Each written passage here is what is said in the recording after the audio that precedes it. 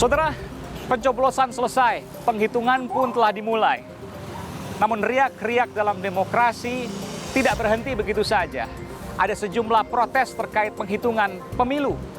Awalnya, protes dilangsungkan secara damai di Badan Pengawas Pemilu Bawaslu.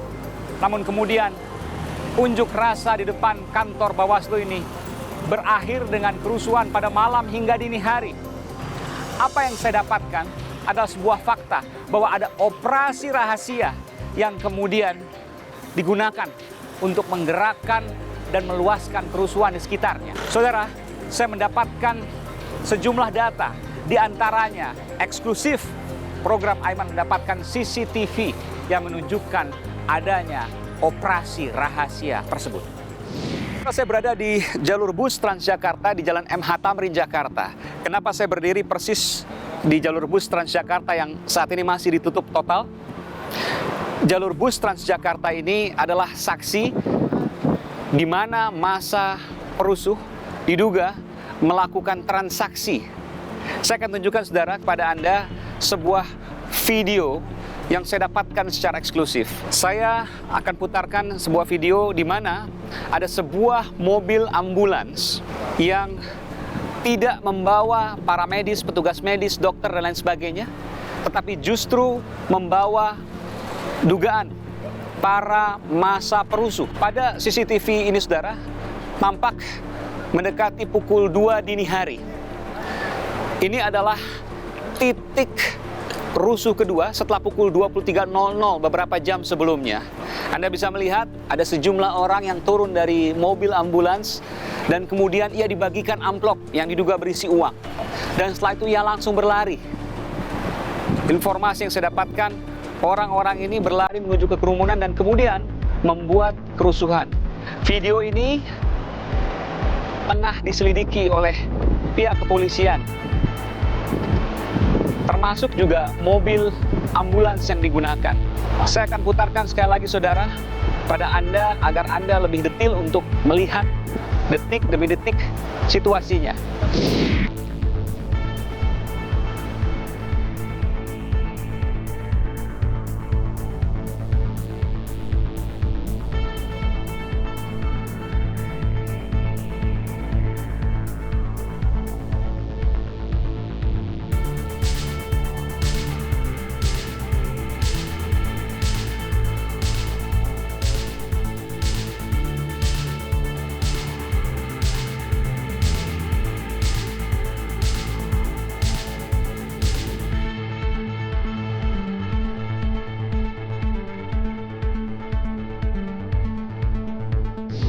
Pada saat aksi unjuk rasa pada tanggal 21 Mei malam, ada dua massa yang berbeda.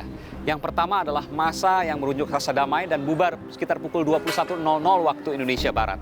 Dan kemudian ada pergerakan massa liar yang datang setelah itu. Mulai dari pukul 23.00 hingga pukul 2 dini hari keesokan harinya. Saya ingin gambarkan kepada Anda titik-titik massa liar ini datang.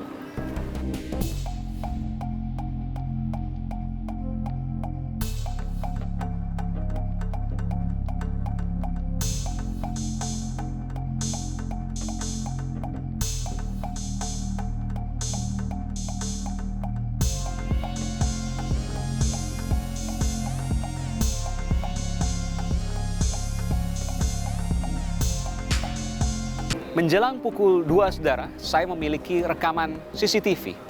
Rekaman CCTV yang saya dapatkan secara eksklusif ini menunjukkan bahwa ada sekelompok massa liar lagi di luar masa pukul 23.00 yang datang melalui mobil ambulans dan menggunakan jalur bus Transjakarta.